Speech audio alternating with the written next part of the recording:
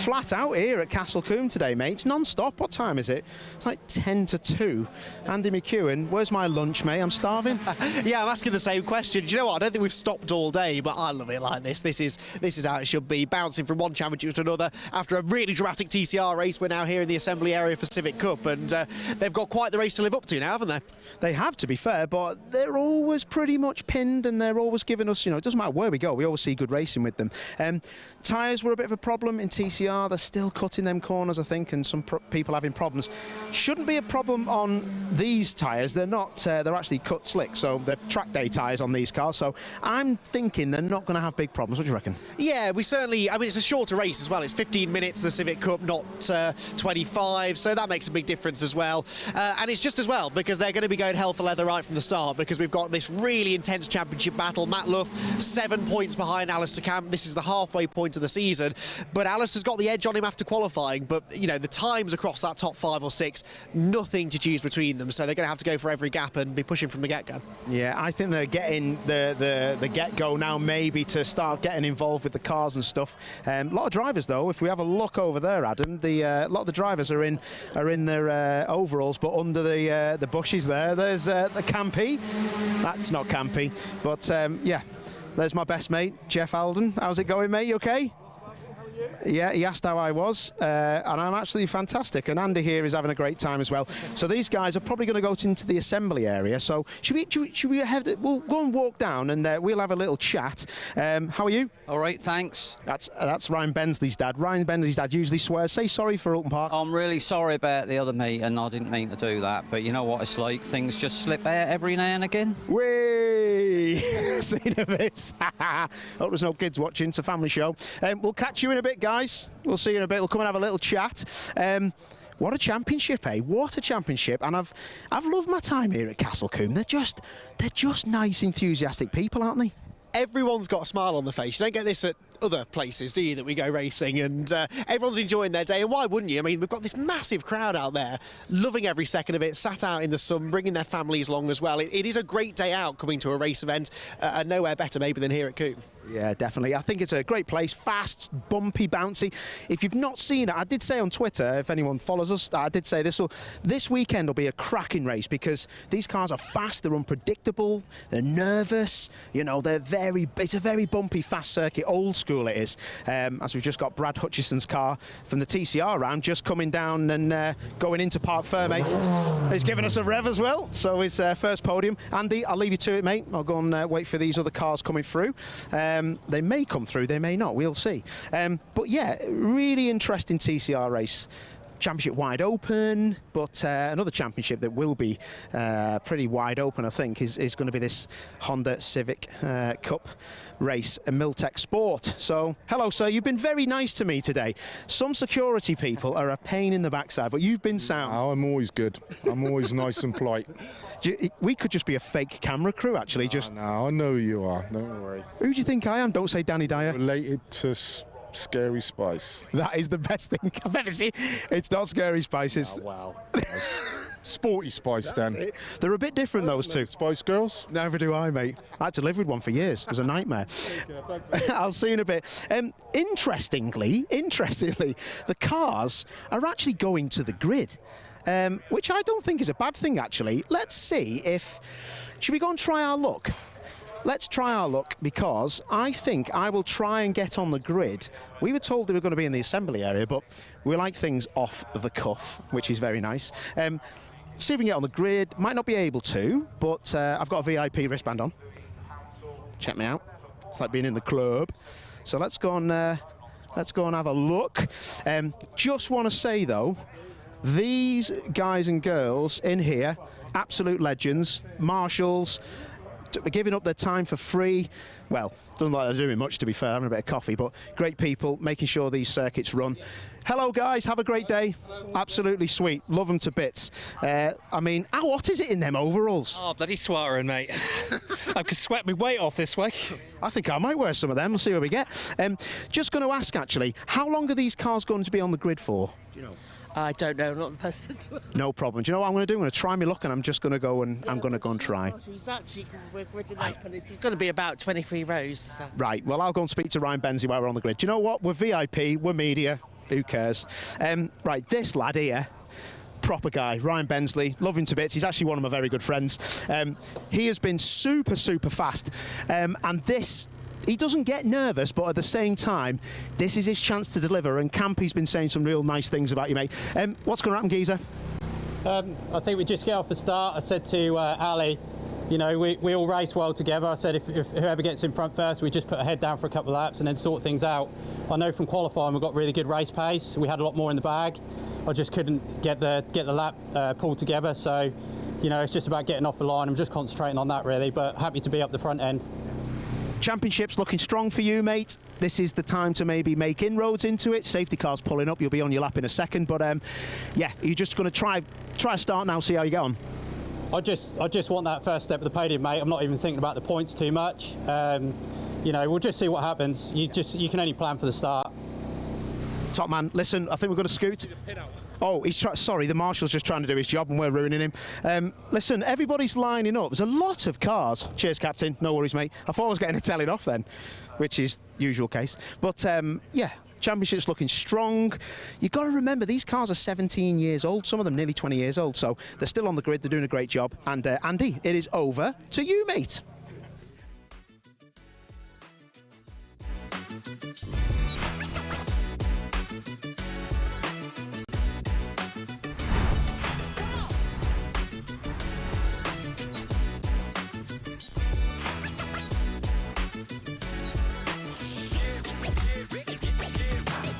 For voice and data solutions at speeds that are simply out of this world, choose Maximum Networks.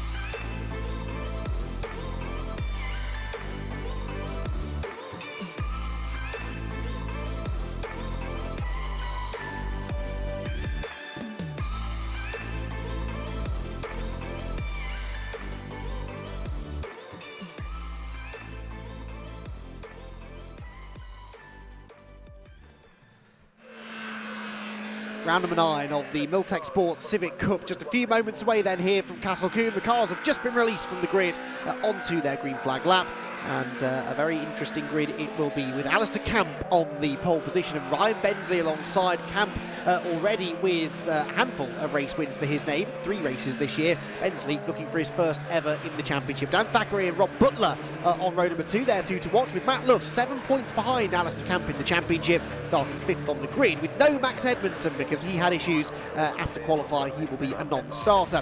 Row number 4 of the grid then is where we find Morgan Bailey and Will Redford, with George Alt Williams next and Travis Coyne to round out the top 10. George Alt Williams certainly a little bit out of position there, not happy with the setup on that car in quali. Then it's Dean McDonald and Harvey Caton, the youngster making his 12th place starting position there on row 6.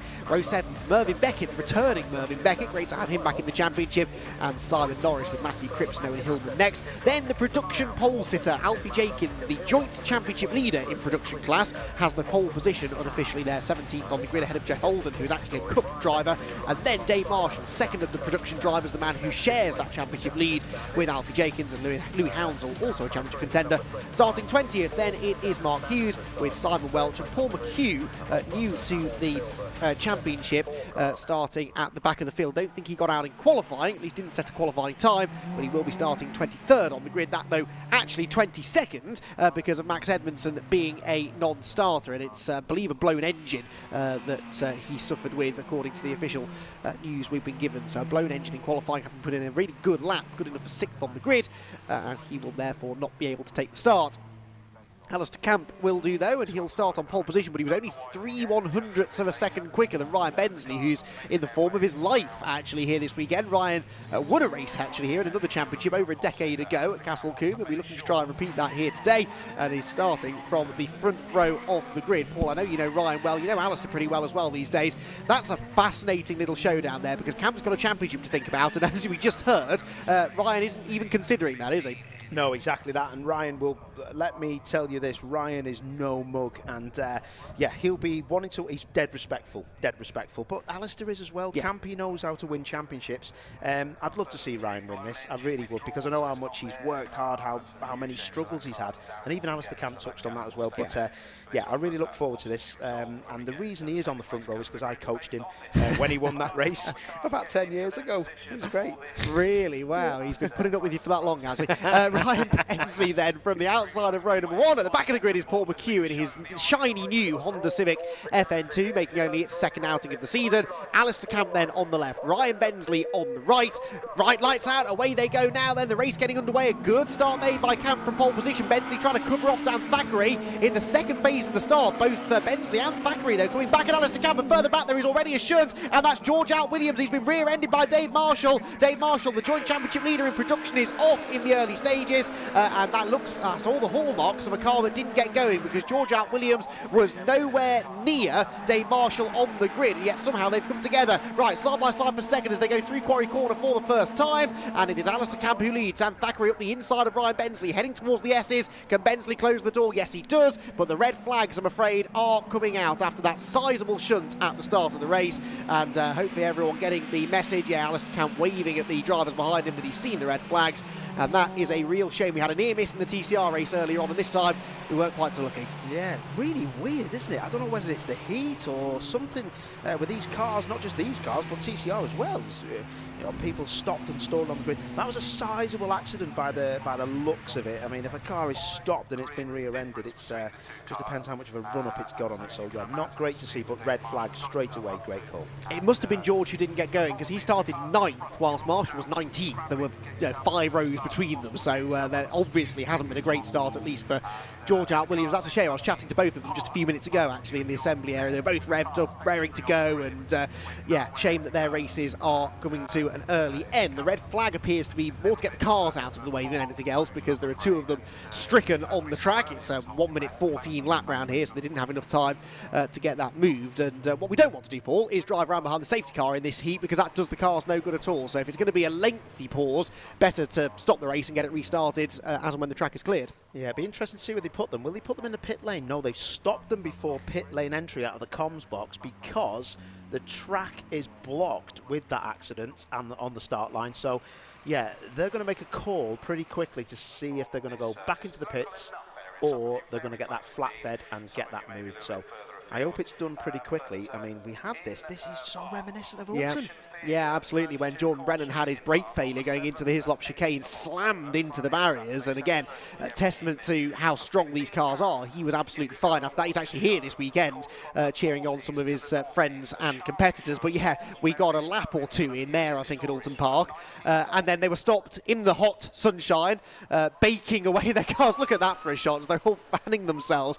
It's like some sort of dance routine being done by the drivers there with their car doors, and just trying to make sure that they cool down as much as they can. So drivers then stationary at the side of the road, leaving room there for the ambulances and the recovery vehicles to come through, and they will, I'm sure, very shortly be instructed on where they're going to go, because this is going to take a while to deal with. So it may be that they end up again, as we said at Alton, they would much rather be back in the paddock now, getting out of the cars, and then get called back out again as and when that's feasible. But understandably, race control waiting a little while here to make a decision on what to do. Yeah, and in other news, Liverpool are getting beat 2-1 by Fulham, which is I'm devastated about. I mean, that was in the 78 minutes gone. And we're going to get beat. And that's the last thing I want to see is Stuart Lyons, who wins these championships, because he's a massive Villa fan. And that's anyway, lunch will be difficult. That's how hot it is, Andy. We've said this before. Every door open, and there's only the marshals down there that can help any of these people that are in the cars. No teams are allowed to go to the car. They're still under racing conditions, so cars can't be touched. So, you know, it's a lonely time out there when you wait and you don't know what the extent of the accident is. Some of the drivers won't. They've stopped, and there's only the lead car there of Campe who's speaking to the lead marshal at the top, so he'll probably know, but the rest of them won't. And it's not a nice situation. This is a very lonely part of a racing driver's time. You touched upon something interesting there, and I think something that's really applicable to this championship in particular. Yes, they are competitors. Yes, they're rivals, but they're mates as well. I mean, we saw just chatting to them down in the assembly area then. They all talk to each other, they laugh, they joke with each other, and when there is an accident like this, and any time there's a red flag, you immediately start to, you know, panic a little bit, I suppose. They'll be sat there, you know, wishing the best to the drivers involved because they all know each other, they all get on. Yeah, they do, you know. What people don't realise is, you know, they're all striving for the same thing, and that is, you know, to win races, to win championships. But at the same time, I'll be honest, I do see it more in this championship because all the cars are the same, and I think they spend more time together because the cars, you know, they're not new, so they can't just buy parts off Honda. They buy them off each other. You know, they all help each other out, which happens in motorsport a lot, but they do seem to be, you know, groups of them in the assembly area, and they're always looking out for each other. It's not nice when there's one of your compatriots down, you know what I mean? So just hopefully that our drivers are good.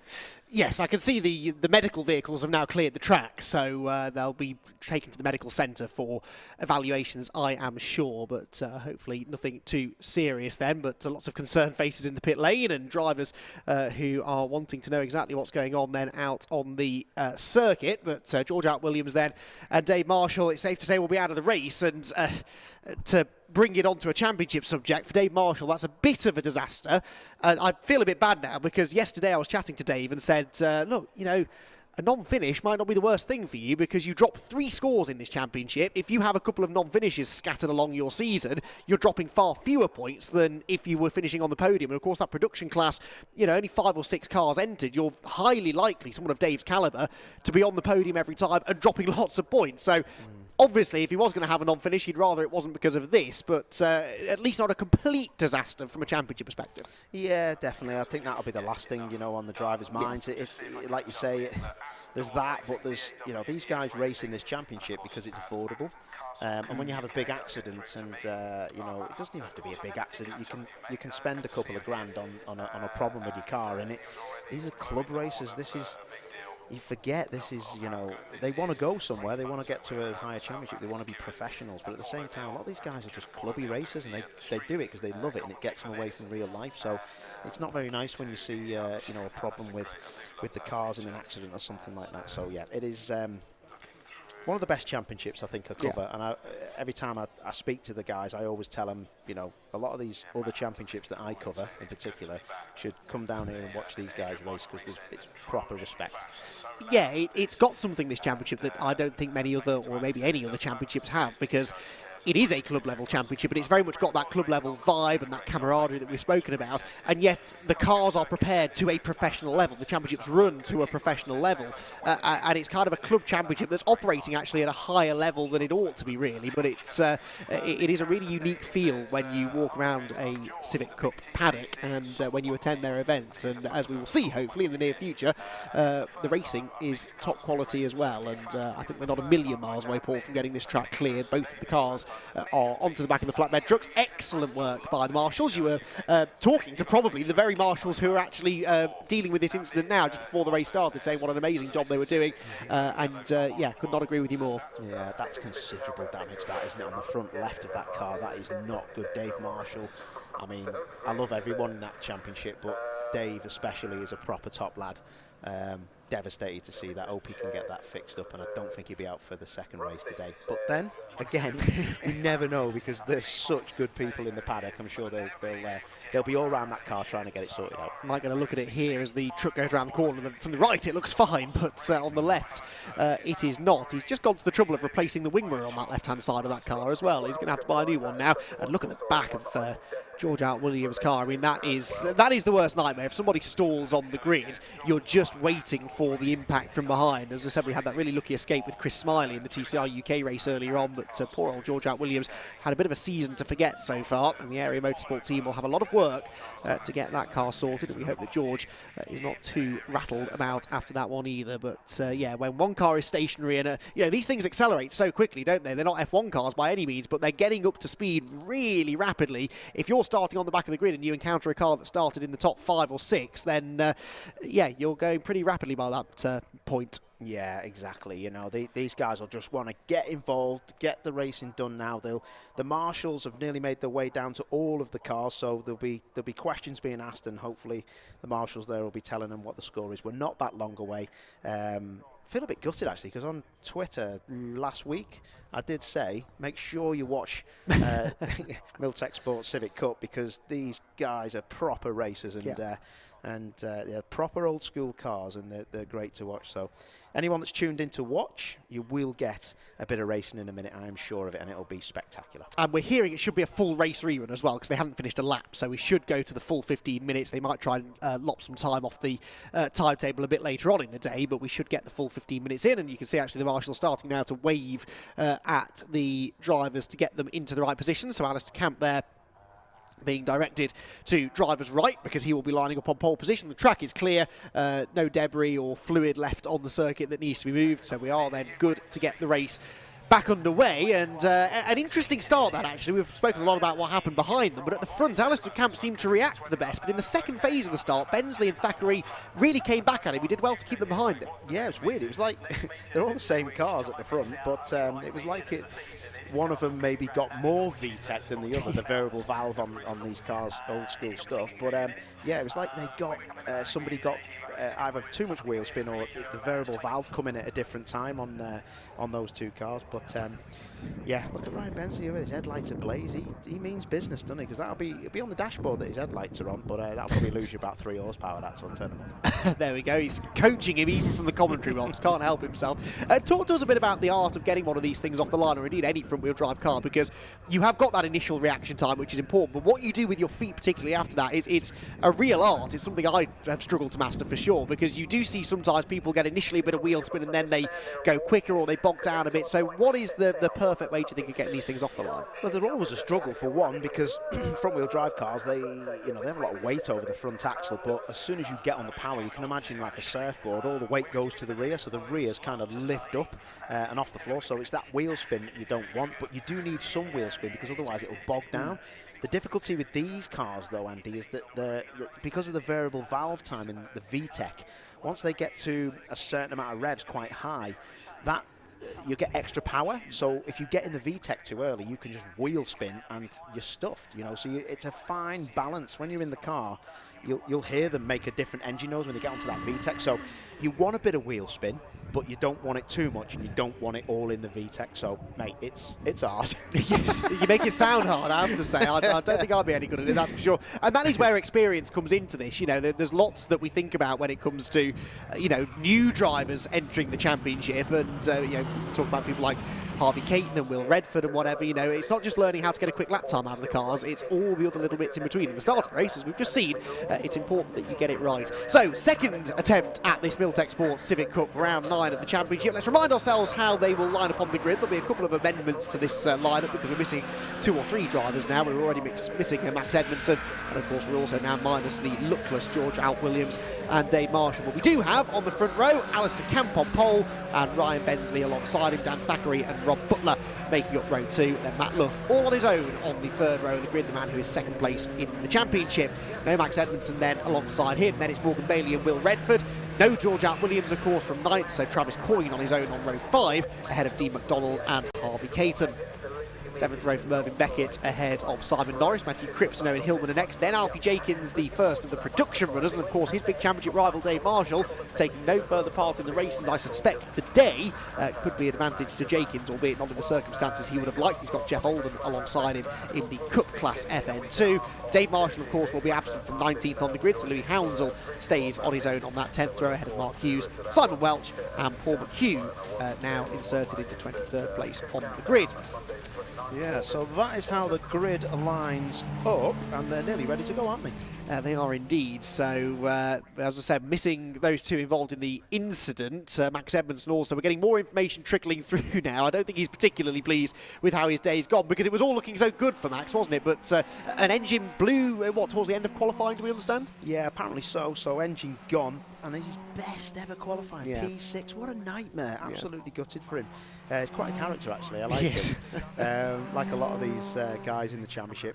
I'd like to see some girls in there, to be honest. I think it's a championship that maybe can do with some females in there. So, yeah, anyway, it's open to anyone, and that's what I love about it. We've had Natalie Brooks racing with us this year, moving across from Time Attack, actually, of all things, and she's not racing this weekend, but she has been out with us earlier in the season. But, yeah, some very talented drivers on this grid, including the young man on your screen now, Harvey Caton, who you feel is owed a bit of a good result. He's on the verge, I feel, of clicking with this car. They're struggling with setup this weekend. They threw something at it in qualifying that I don't think quite worked, so they might have tried something else now for the race, but Harvey will be starting 12th, which now essentially becomes 10th with two drivers not on the grid ahead of him. Right, we are lined up then for a full 15-minute rerun of round number 9 of the Milltek Sports Civic Cup. Alistair Camp and Ryan Bensley on the front row. The red lights are illuminating. They will go out after a short hold now, and away we go. And it's another good start made by Alistair Camp from pole position again. Dan Thackeray looks like he's getting himself up alongside Ryan Bensley for second place as they all charge towards Avon Rise for the first time. All of them cleanly away this time, I'm glad to say. Camp leading the way. Thackeray, I think, might well have got past Ryan Bensley there for second. Yeah, I think he has, hasn't he? But I tell you what, Thackeray gets through the gears so fast, and that's what's put him up into P2. But look around the outside. Luff round the outside of Bensley. Bensley dropping to P4 from P2 on the grid. But look at that. I think that's Butler, is it, in the silver Civic? Yes, it is. Rob Butler up there in the top 5 as well. But what a start from Matt Luff then. 5th on the grid, into 3rd already. But a contact was there. That was Bensley getting sideways. Is he still there? No, he's not. Ryan Bensley has gone onto the grass, I think. There he is in the background. Well, all the coaching in the world from Paul O'Neill will not help you when you get tagged into a spin at the chicane. So around goes Ryan Bensley. That is a real shame. Yeah, that's not good. I don't know whether it was contact or not, but it did look very suspiciously like Morgan Bailey alongside him. So, well, we'll see what happens about that. I know they're good friends, but maybe not after that if there is contact. Yes, these both cars are red, I suppose, so you won't have to paint over any witness marks on the right rear corner of the car. But Bensley one to watch for now as he rejoins at the back of the field. Towards Camp Corner they come for the first time, and appropriately it's Alistair Camp who leads the way. Out of the final corner he goes. Second place Dan Thackeray. 3rd is Matt Luff. Further back there, that's Matthew Cripps, who's trying to hang on to the car after a big moment on the grass on the exit of the final turn. Who's leading in the production category? That's also a battle that we need to watch out for. It looks to me like it is Alfie Jenkins with Louis Hounsell not that far behind him at the end of the first lap. Yeah, it's all going off, isn't it? And Luff making a great start. He's up into P3, but a lot of them just filtering out now. But I feel like there's going to be some proper racing anytime soon. As I say that, you can already see Morgan Bailey in the red and white car. He's giving Butler a hard time. Yeah, Rob Butler said to me he just wants to finish this race, thank you. I don't think he's managed to finish both races in a weekend yet all season, and drives onto the grass there a little bit on the exit of Hammer Down then as he heads towards Tower Corner, keeping Morgan Bailey behind him. We know that Morgan's not bashful about throwing a lunge, and if Rob Butler leaves that door even slightly open, then he will absolutely go for it. I would say here the top 3 are concertinaing together meanwhile. Matt Luff looks quicker than Dan Thackeray, doesn't he? So I guess they've thrown a bit of a setup change at Luff's car as well. He looks a lot racier now than he did this morning.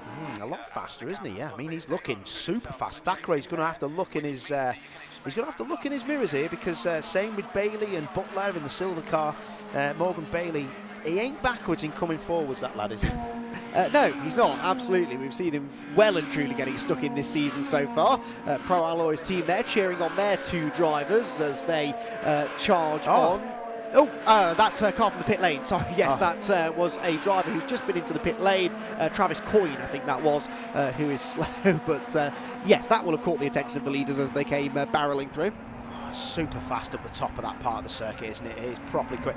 Even the chicanes that are built in, as you can see these guys going through the S's now, even the chicanes are stupidly fast. And these chicanes, the both of them, the S's and Bobbies, kind of opposite each other on the circuit, they were put in to slow this place down because it was so fast. Can you imagine how fast it used to be? Imagine arriving at Camp Corner if the Bobby chicane wasn't there.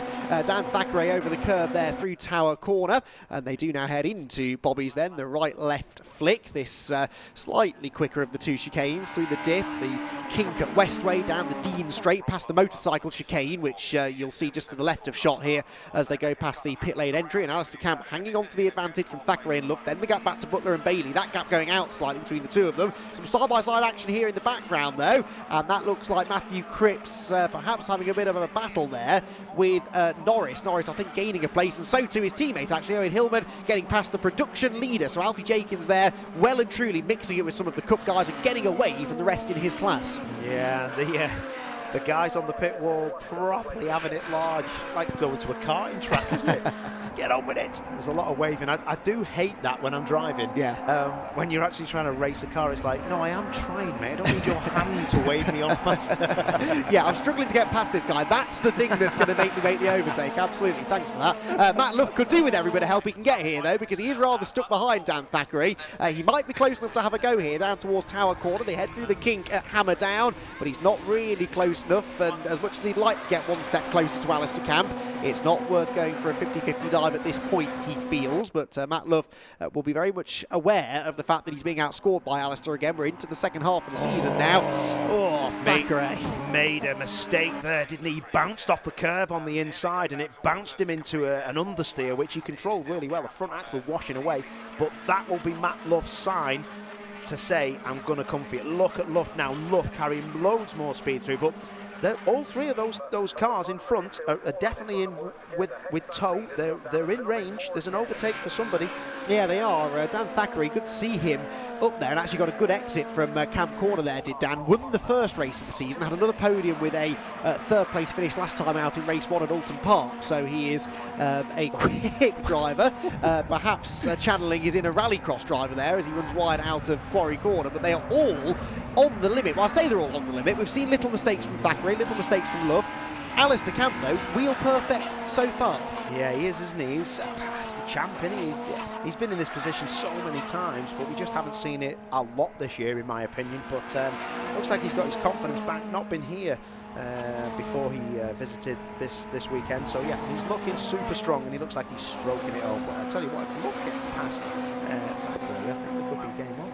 Yeah, that's very close at the front, isn't it? Mervyn Beckett, meanwhile, returning former production champion in the championship in a red EP3 now, just to confuse me. I'm pretty sure his cars always used to be yellow, but making a welcome return to the grid. And how's he getting on at the moment? He's running a strong 8th place, actually, as he tries to move himself a little bit further up the order into the right-hander. In fact, he might be 9th now. That's Dean McDonald ahead of him, I think. So McDonald gaining a place. Daniel McDonald, sorry. McDonald does indeed move 8th now, with Mervyn Beckett down to 9th, and Simon Norris rounding out the top 10. This the fight for 11th place then, with Matthew Cripps and Owen Hillman, and a good exit from the final corner for Hillman, but that puts him on the outside through Avon Rise. Oh, look at the grass being spat out the side of that Honda, but job done.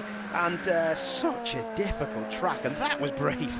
It was, wasn't it? Look who's joining the party now as well. Ryan Bensley, look, throws it up the inside of Owen Hillman there, so Bensley making ground up. Yeah, he is, isn't he? So Bensley now just trying to fire past as many people as he can. He's got 8 minutes to try and get as far up as he can. He had them headlights on at the beginning of the race. He hasn't just put them on now, but look at that bouncing across the curbs. It's so difficult to get the traction down if you take that line. Matthew Cripps there really having it hard. Oh dear, they're really making that a wide Honda Civic to keep Bensley behind. Bensley's gone to the outside into Tower Corner. He'll be later on the break surely, but Cripps is not rolling over for him here. Right round the outside goes Bensley. That's the filthy side of the road. He's still on the outside heading towards the chicane. Someone has to give, and Ryan Bensley didn't fancy his second spin at a chicane in this race, so drops back in line.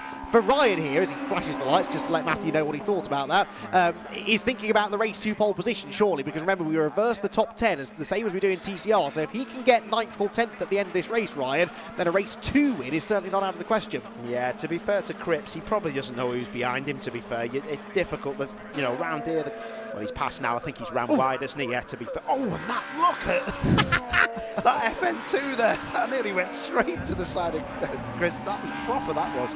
Oh, fair play. What's happened to Luff? Luff has dropped right back, hasn't he? Yeah, Butler and Bailey are on his tail, but something's happened to Matt Luff on that lap. He dropped about 2 seconds to the cars ahead. But anyway, Morgan Bailey now taking advantage of this to attack Rob Butler. They've got Will Redford not far behind as well. To the outside into Tower Corner looks Morgan Bailey. Rob Butler will park his silver car on the inside line, make sure he doesn't run wide on the exit and hangs on to the position. But something pretty catastrophic there has happened to Matt Luff. That's a bit weird. So, that's really strange. So, Luff really dropped away, didn't he? Because he was half a second up the road.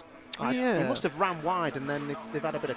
Because Butler and Bailey now, in the silver car and the red and white car, they're back to where they were, but they did get concertinaed up, didn't they? Yeah, Luff's previous lap was a second and a half off the pace, so he's had a moment somewhere, hasn't he? He's run wide, he's locked up, he's had some sort of a drama. So as we move into the second half of the race now, Matt Luff's challenge for the race victory perhaps has gone, and that takes some pressure away from second place man Dan Thackeray, who's still within a second of Alistair Camp. Rob Butler there cocking a rear wheel into Quarry Corner, and Rob Butler showed there how to defend perfectly, I think, didn't he? When Morgan Bailey was attacking him, didn't get flustered, parked the car on the inside line, and as frustrating as that will be for Bailey, Butler isn't going to make this easy for him.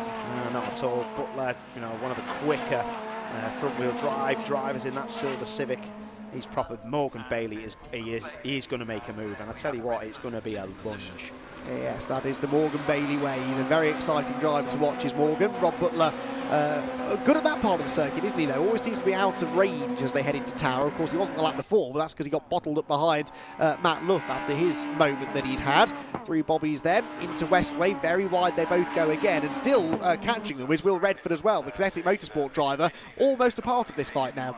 Yeah, definitely. Bailey understeering through that chicane. Front tyres just giving up, and the front axle just couldn't hang on anymore. He's going to either go off or go past. Morgan Bailey does not care, does he? He's looking wilder by the corner, isn't he? I'm quite enjoying it for now, but yeah, you're fractions away from disaster at this place all the while. I think that's what makes it look all the more dramatic. The car's moving around using every inch of the road, and it is a very spectacular place to come racing. Jeff Holden there at the inside of Alfie Jenkins. That is for overall position, for 14th place overall, but not within class. However, the trouble here for Alfie is it's delaying him to the point that Louis Hounsell now is almost with him. So the second and third cars in shot, they are the top 2 in the production class. This is not what Jenkins needs. Not at all. And Jeff, you know, if he keeps defending like that, which he has every right to do, oh, he locks the rear up. It could be. Jeff, how have you held on to that? He needs to get. Oh, he's run wide. He's There's off, dust surely. everywhere. Yeah, has he got past him? Oh, this is perfect. This is perfect. This is for Jenkins. Yeah, it is, in that he gets a car between himself and Hounsell, but of course Alden's going to come past him down the next straight because the Cup cars are that bit more powerful. So fascinating stuff this, and this is always a challenge when you're in the slower of the 2 classes on track. Doesn't mean that you're completely isolated in your race. Meanwhile, Morgan Bailey up the inside into Camp Corner. That ain't going to work, but he's just trying to distract Butler, and he has. Butler is sideways, arm falls of opposite lock, onto the grass he goes, keeps his foot in it, keeps the place. How's he done that? But look now, look who's in the mix. He's back. Redford is in the mix, and Bailey, even with that massive moment Butler's had, he can't get anywhere near him in a straight line. Oh, can he lunge him on the brakes into Quarry? Surely Butler knows the attack is coming. And of course, Bailey also has to defend from Redford, the worst position to be in. You're trying to focus your attentions on passing the car in front, and you've got someone hovering around in your mirrors behind. This is tough stuff here for Morgan Bailey. What a save from Butler, though. Wow, yeah, yellow flag's being waved there in the queue. I don't know when he went off. Was that earlier on? No, recent, I think. Paul McHugh, yeah, on that lap he has pulled off, so well spotted that, Paul. He's out of the race! The race was nearly. I can't believe Redford, how did he hang on to that? He's had some good save. Remember that save he had at Brands Hatch earlier in the season as well? He's got some good car control as well, and he needed every ounce of it there. Oh my word, that was horrendous. But how's he's catching Bailey again? How's he doing that? That was a wild moment. Oh God, I felt like I was in the car. Do you think that this is that they're struggling for grip now because the tyres aren't necessarily wearing, but they might be overheating? Remember, they're grooved tyres, so they are prone to overheating, aren't they?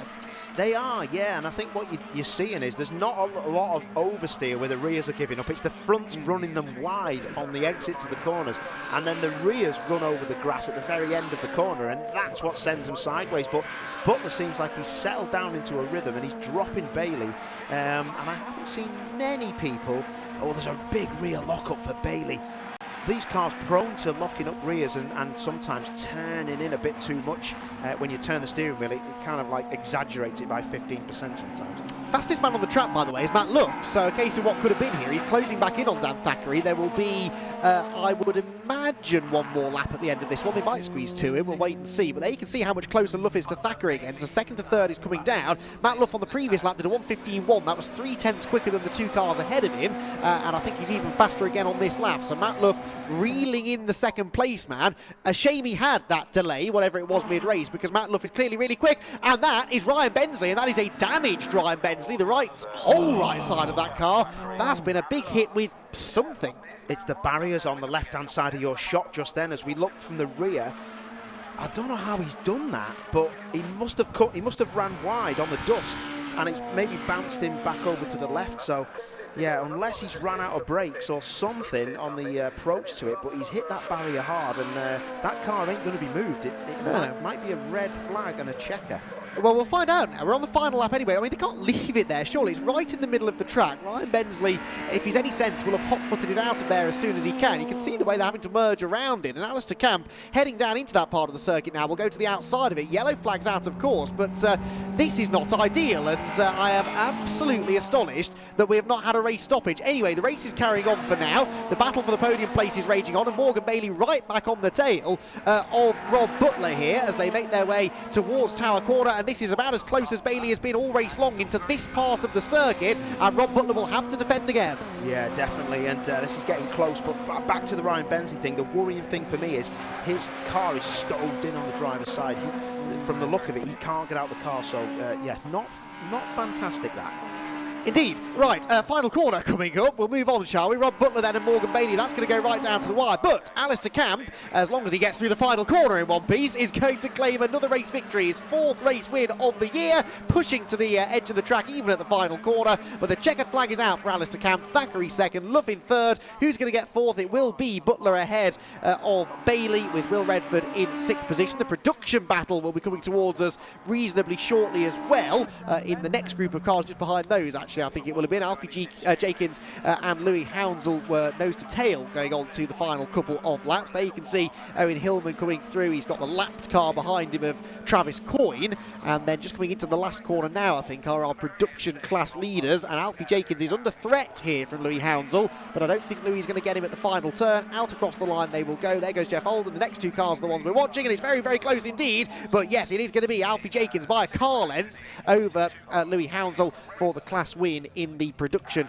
category. That was another dramatic bit of racing here at Castle Combe. We've had a few dramatic bits of racing, and Alistair Camp is the one who claims, as I said, his third victory of the year. Doesn't get the fastest lap though. That goes to Matt Luff, which is significant because it's worth an extra championship point. So 21 points will go to Matt Luff, and that means the championship advantage only creeps out by 4 points. So it's now up to a 9-point lead between the top two in the championship.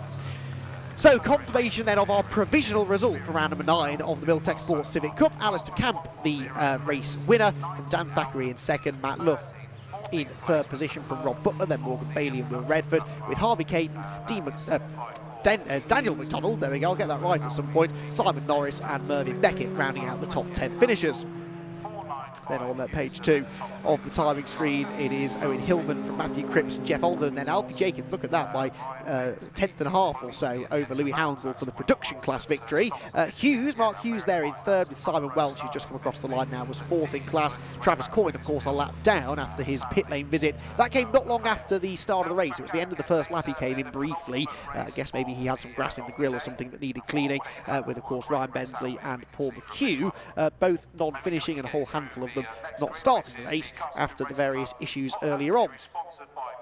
So drivers then making their way back around to the pit lane, and eventually they will navigate the busy paddock to get down to the podium area, where we will be able to speak to our top 3 and certainly our production winner Alfie Jenkins, who of course in that production class now takes sole ownership of the championship lead. But this happened last time at Alton Park, where he and Dave Marshall sort of traded the wins, traded the second places. Marshall, though, non-finishing in that race, and that will be of significance for the championship, and we wish him and George Alp Williams the best, of course, after that very nasty looking start line shunt earlier on. Also hope that Ryan Bensley's okay after his off. I mean, a race of what could have been there for Ryan Bensley, having started on the front row, got a good start the first time round, got shuffled out on the restart though, and then of course that spin at the chicane looked like there was some contact, but well, always stand prepared to be stood corrected for that. There's sometimes an easy explanation as to why a driver ends up off, but either way he ended up on the grass and pointing the wrong way. Was able to continue, but then whatever happened to him at Quarry Corner, unfortunately spelled the end of his race, and he becomes the latest of a long line of Quarry Corner victims over the years here at Castle Combe. Such a difficult corner on the way in. You're braking in these cars, getting on for 130 miles an hour over Avon Rise. There's a kink to the left, so the car goes light over the crest, and you're turning left at the same time. And if you don't get it wrong on the way in, it's very easy in a front-wheel drive car to scrub out wide onto the grass on the way out and end up in the barriers as well.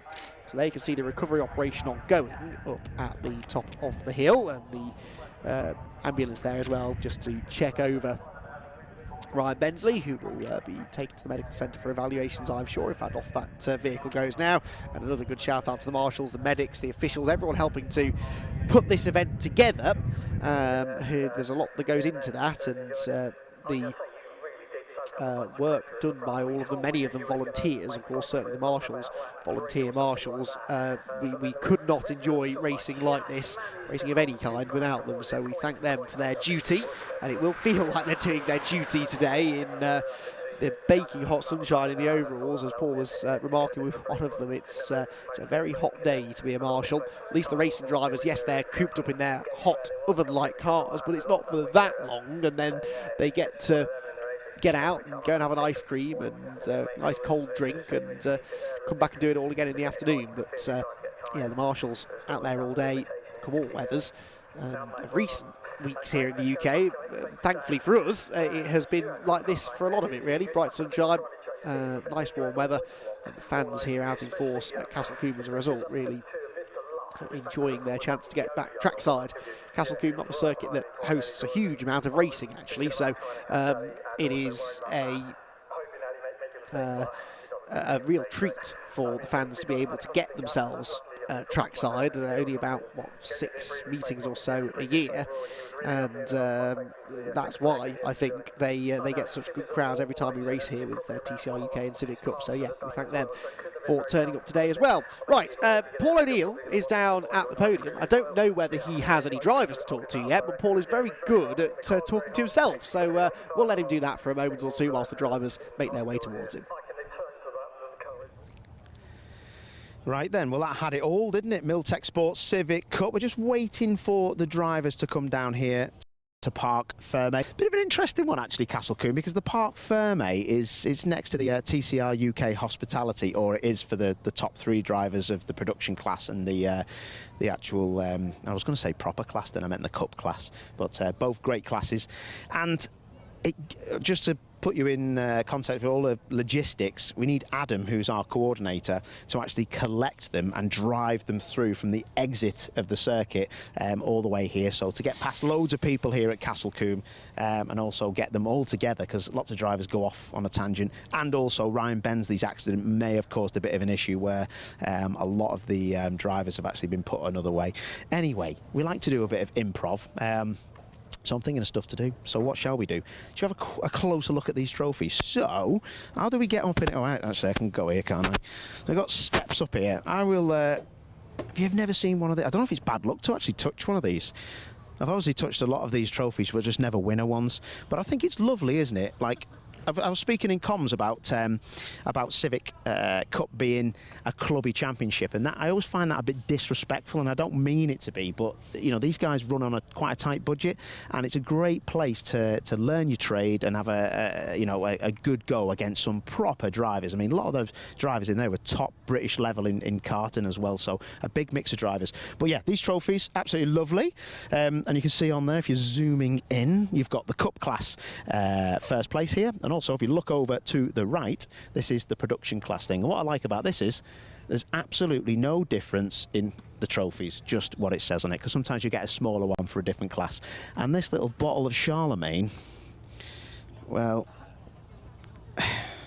don't know what to say about this. I'd like to actually drink them, which would be very nice. Actually, I'm going to I can see cars coming down. They've saved us. Anyway, I'm going to nick this Charlemagne because I reckon I'll be able to get the friends back to mine and we'll get smashed up on some Charlemagne.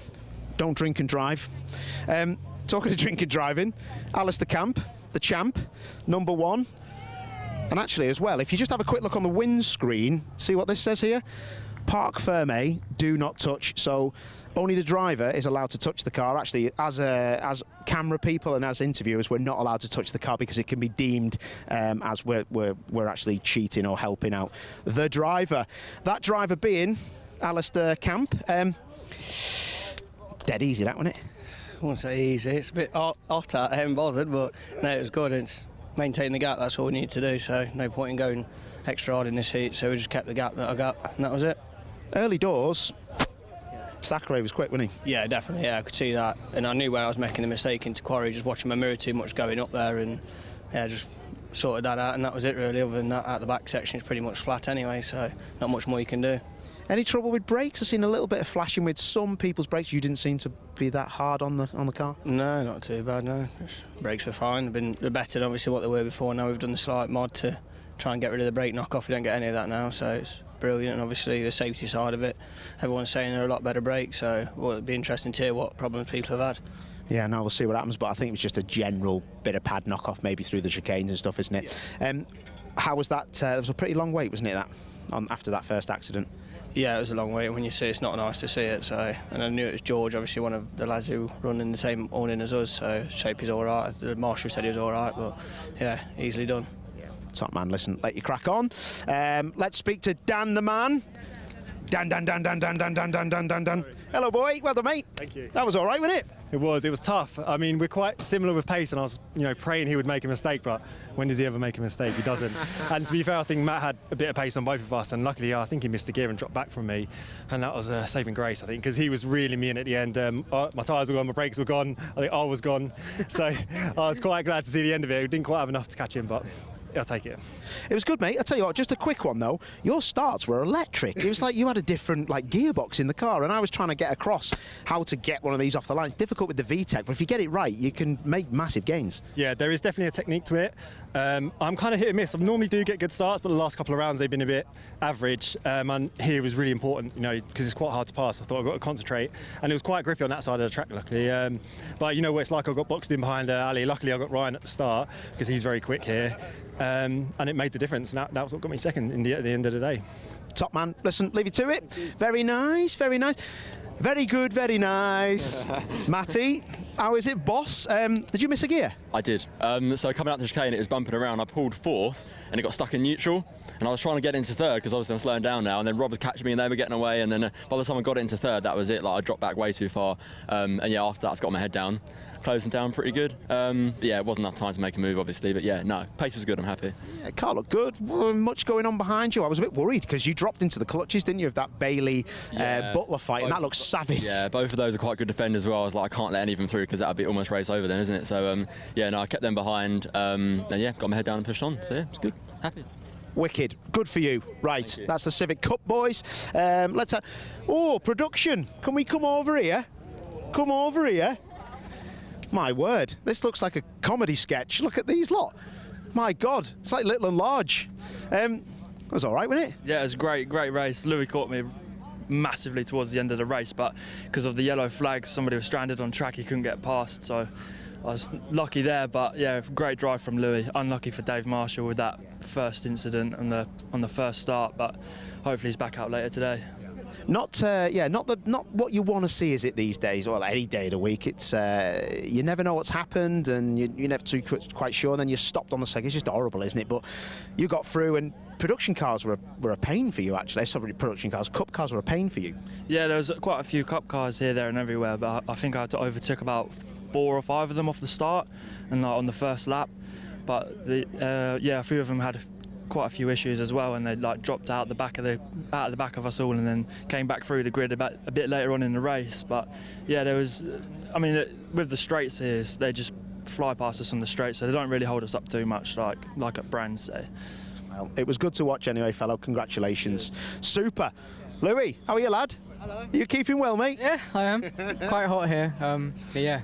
Just a bit. It's horrible, isn't it? It's actually not horrible, but I can't imagine what it's like in one of these cars. It's interesting. Some of the cars are silver inside, but if you've got a black car, it's a nightmare, isn't it? My one's purple, with quite a dark purple inside, which looks cool, but in the heat it's not ideal. Yeah, it wasn't too bad, and I managed to keep up my pace and almost got Alfie at the end, but yeah. Did you have any a chance to do him, because it got quite close when he was getting held up? Yeah, definitely. Up that top corner at Quarry, he went off in the last lap, but there was a yellow flag zone, like going into the first chicane, so I couldn't take advantage of it. And then, yeah, I just couldn't get close enough to him, but I got right up close towards the final corner, and yeah, it's quite a quick corner. You don't want to go side by side through there. So yeah, just brought 1-2 home for the team. Top man, that's what we like to see. Louis, good work. Well done, mate. Right, well, that was not too bad. Was it, Husey? Was it bad? Good? I'm just pleased I got one of these. I very often don't get one of these. So, unfortunately, Dave had a big hit right in front of me. I had to take to the grass to avoid him. I've had a word with him. He's all right, which is great. But man, it's super hot out there. Just a bit like Alton Park last time we were out. It's killing the brakes off massively. I was going to ask you that question. There was a lot of I've seen a lot of brake light tapping. So people left foot braking, trying to get the brakes to the calipers, you know, to meet the disc. Yeah. It's bumpy as well, I suppose, isn't it? I raced here 2 years ago, and I never remember it being as bumpy as this. It seems super bumpy going up, especially into the quarry. Yeah, it's literally, and it's dancing the car on the brakes. But it is what it is. You just got to deal with it. But it's mega hot. That's the issue: is getting heat, getting cool in the car. But yeah, chuffed to bits. Third, I'll take it. Looking forward to race 2?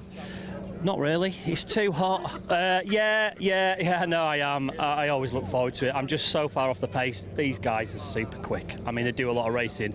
I haven't even done any testing yesterday. So I've just come in and raced. It is what it is. But it is what it is. Not many of us get to enjoy a race car, do we, mate? No, and that's why I still do it at the age I do. Top man, listen. All the best. Catch you in a bit. Hopefully back on the podium later on. Andy, it's back to you. Yes, thank you very much, Paul. So, indeed, that is Civic Cup action done for the time being, but they do have their second race, their 10th round of the championship, coming up a little bit later on today here. A busy schedule at Castle Combe. Next on-track live action will be the TCR UK reversed grid race, round number 11 of their championship, kicking off at 10 to 4, and then at 5 o'clock in the afternoon local time, the Civic Cup back out for their reversed grid encounter as well. So lots more to look forward to here at Castle Combe. Be sure to join us for all of that. But for now, for myself, Andy McEwen and Paul O'Neill, we will go and get some lunch, and we will speak to you again a little bit later on.